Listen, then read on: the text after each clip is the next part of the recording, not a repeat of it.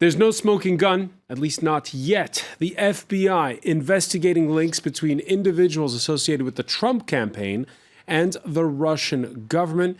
Yes, Moscow was rooting against Hillary Clinton, says the head of the Federal Bureau of Investigation, James Comey, telling congressional lawmakers that the FBI is looking into any, quote, coordination between the campaign and Russia's efforts, as he put it. But there are competing narratives on this story. Because of allegations put out by Donald Trump, Comey also had to deny evidence that the Obama administration had intelligence services wiretap Trump Tower. What to make of the probe and the counterclaim by a president who's in the unprecedented position of openly feuding with his own intelligence services? What impact on the credibility of institutions as a whole in Washington? And to what extent can one blame Russia for the spectacle that's unfolding?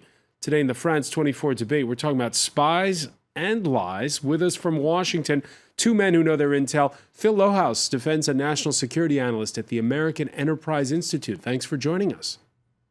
Thanks for having me. Former Pentagon intelligence analyst Jim Arkadis, senior fellow at the Progressive Policy Institute. Welcome to the show. Thank you very much. From Fort Lauderdale, Florida, Republican strategist Ed Pozzuoli. Thank you for joining us. Thanks for having me. And in the studio, digital strategist Irina Stamboliska. Welcome to the show. The France 24 debate on Facebook and on Twitter, the hashtag F24debate. His 11th hour announcement that his bureau was investigating a second private server linked to Hillary Clinton triggered a political tsunami. That was weeks before the election back in October. This time around, James Comey going to Capitol Hill and showing tough love for her campaign trail rival and emphatically saying that, yes, Russia rooted against Clinton. I don't know for sure, but I think that was a fairly easy judgment for the community. Putin hated Secretary Clinton so much that the flip side of that coin was he had a clear preference for the person running against the person he hated so much. Phil Lohaus, that's not a scoop, but what is interesting is the way that James Comey said it.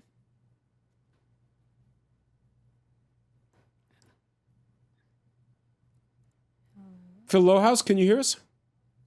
Oh, yes, I'm sorry. Yeah, it is interesting that he said it the way he did. I think he's in a position now where he needs to, he's stuck between a rock and a hard place. Because while still even admitting that he had a preference for one particular candidate in other interviews that he's had, he also wants to make sure the FBI is viewed as legitimate and that their activities are viewed as legitimate. So as you mentioned earlier, that's why we're seeing this tough love approach. Tough love approach, and he's talking about an active investigation on Russia links with the Trump campaign. What have you surmised so far? Because he said a lot of the stuff he said is classified. Yeah, that's right. A lot of the things, and in fact, that may have been a theme of this open hearing, of course, that he couldn't answer many questions because he is limited by the law from answering questions that deal with a specific individual. What would be interesting, of course, would be to be a fly on the wall in the classified session where he could actually answer some of those questions for the full committee.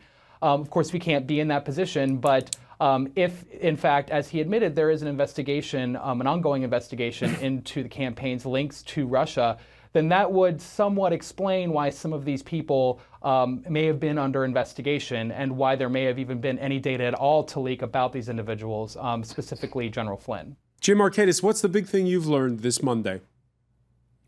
Well, unfortunately, it's a sad day for the country. I mean, we've learned that the president lied, essentially, saying that his and smeared his predecessor, about wiretapping claims. We've learned that the Federal Bureau of Investigation still has an open investigation about his campaign.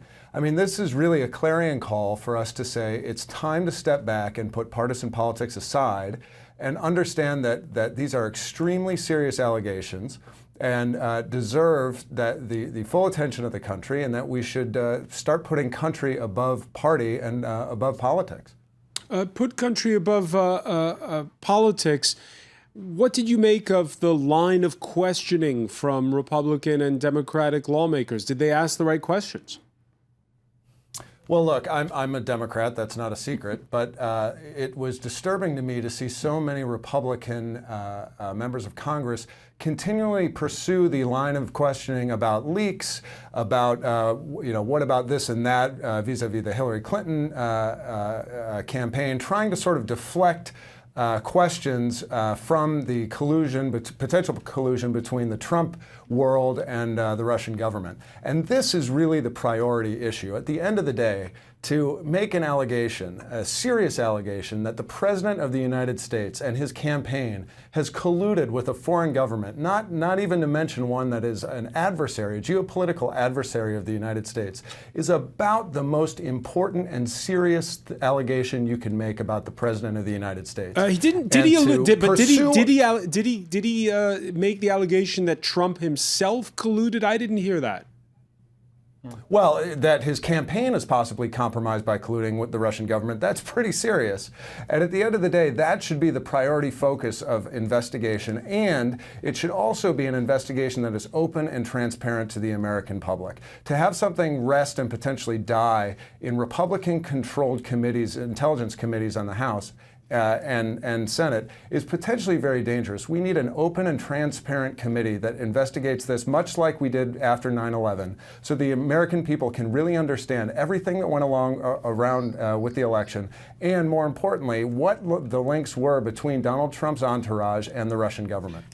Ed Pozzuoli, this is serious stuff, as you just heard. Do you agree with what Jim just said, that there should be an independent counsel that should be appointed for all this? Well, let's understand. Jim is just laid out a very partisan view of the world. So there is no narrative that has occurred either in these hearings or any time in the past that points to any evidence or facts. As a lawyer, you look for evidence that supports the theory. Saying it over and over again that there was some collusion or some alleged collusion between somebody in the Trump campaign unnamed with somebody in the Russian government unnamed is just, so far, has not been backed up by any evidence. The idea, what we learned today was no additional evidence to support that allegation was uncovered today. No allegation that the Russians didn't do what they have done in decades and decades, an attempt to try to disseminate false or misinformation around whatever their point of view was. I would suggest to you that there was no evidence at all that it impacted the result of the American election in November. And I would also, so everybody understands, the American electoral process is not something that's done online. It is done in individual counties across 50 states, and usually all of that is done offline, and most of that is still done in an antiquated way. Yeah, but the FBI director agrees with you on that point, that there doesn't appear to have been any tampering with the actual vote. Let me ask you, though, because there have been a lot of names bandied about. Most notably, we recall a advisor to Donald Trump at the Republican convention meeting with the Russian ambassador, the now Justice Secretary Jeff Sessions meeting with the same ambassador. There's a lot of circumstantial evidence of a lot of meetings with Russians. So the Russian ambassador has a full calendar of meetings, particularly with senators like Jeff Sessions, who sat on the Senate Intelligence Committee. And he met with both the campaign of Donald Trump and the campaign of Hillary Clinton. This is not unusual. This is a foreign diplomat who has really free access to meet with whomever they want. So this is not news by itself. You cannot say that's smoke, therefore there must be fire. That is misinformation, frankly, that's been perpetuated in a partisan manner. What is more important today is what some of the Republicans tried to get at, was that the leaks that undercut our intelligence community and undercut the presidency of the rightly elected President Donald Trump. When you have the intelligence community leaking information, that is a serious issue for our country. In that respect, I agree. That points out something that is a sad commentary about where our government is relative to this president. Rainer Stamboliska, your thoughts on leaks and your thoughts on whether or not there is a smoking gun? Well, I agree with parts of what each of my discussants said, but while there is no proof, there is no evidence that any interference from Russia caused any change in voting, in actual votes, it is still unusual that the director of the FBI comes in and says at an open hearing that there is an ongoing investigation into Trump's associates' potential collusion. I mean, he can't go further, right?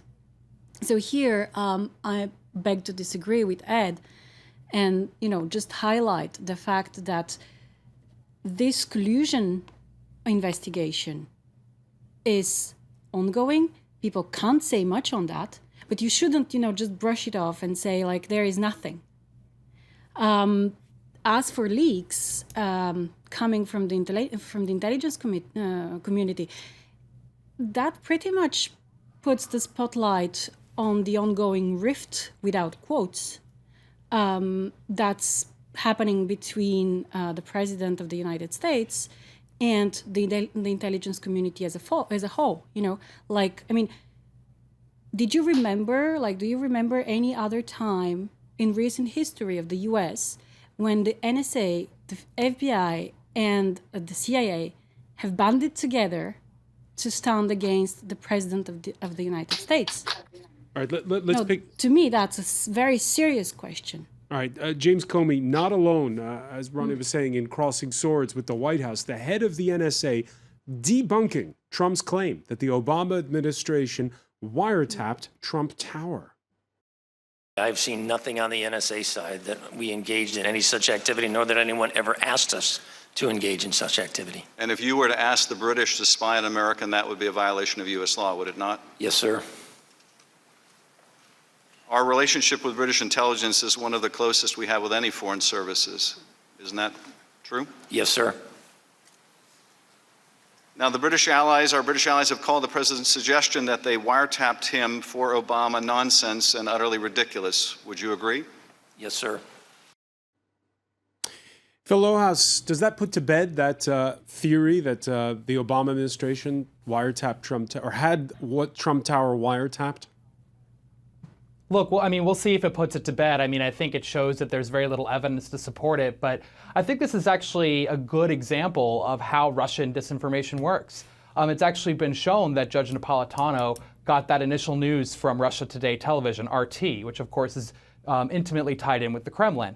So, just to go back to the earlier conversation, I think calling it collusion is quite inflammatory and a bit, putting the cart before the horse. I think what's going on here is a very sophisticated information campaign on the part of Russia, and a lot of people who are involved with it may be unwitting agents. They may not even realize that they're a part of it. I agree with my fellow discussant that these types of meetings between the ambassador and not only elected officials, but also people in campaigns, this is not unusual whatsoever. So, I think we're going to have to watch the investigation and see what comes out of it, but I think it's important for us not to come to any conclusions before that happens. But the open feud between Trump and his intelligence services, that's a fact. Phil, what do you think of that?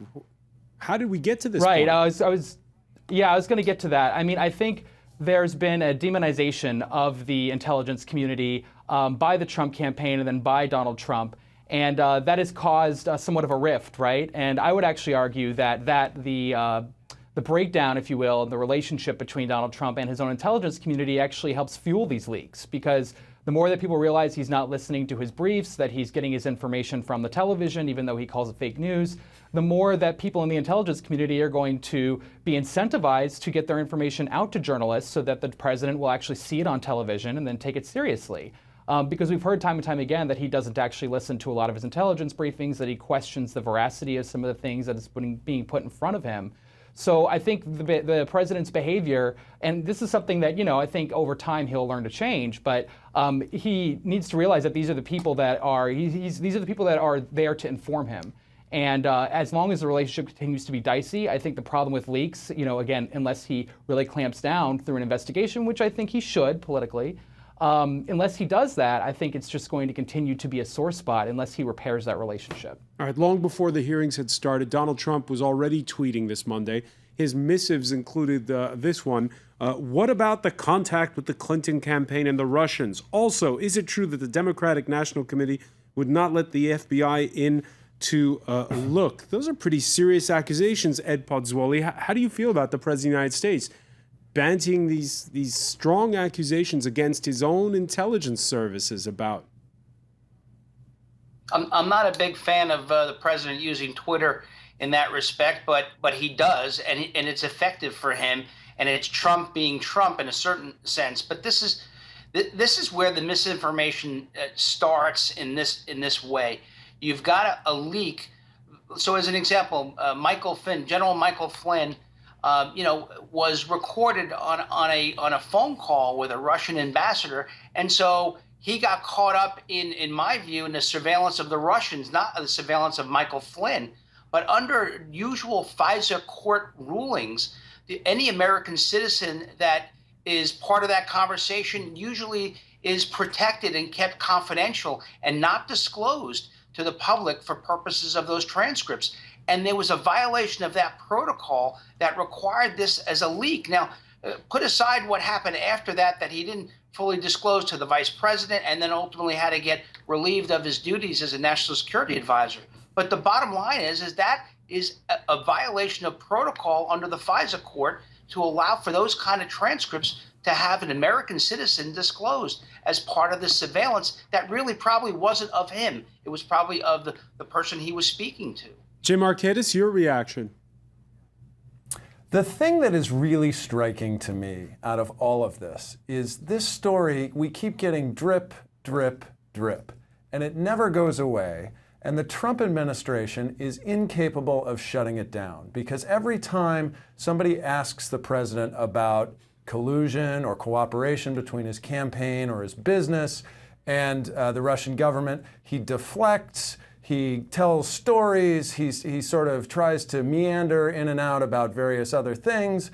Pressed 3-4 times, eventually he'll say, no, there wasn't contact. Now, if I were advising Trump on PR, I think the easiest thing in the world would be for him to issue a firm denial once and for all, and then say, my administration is absolutely happy to cooperate with a fair and open investigation because we've got nothing to hide. We want to get to the bottom of this, end the story, and move on with their legislative priorities. The fact that they cannot do this is incredibly suspicious and only continues to reinforce in my mind why it's so important that this investigation continue. And to some of the earlier comments, the investigation hasn't reached its conclusions. We have to let the investigation go on for members of Congress and hopefully an open, transparent panel of experts to continue to probe these incredibly important issues, which again, these issues. cut far deeper than right versus left. All right, this is the Jim, I'm very going to have to idea interrupt of you what it because means to be American. We have to take a quick break. We'll be back. Stay with us. You're watching the France 24.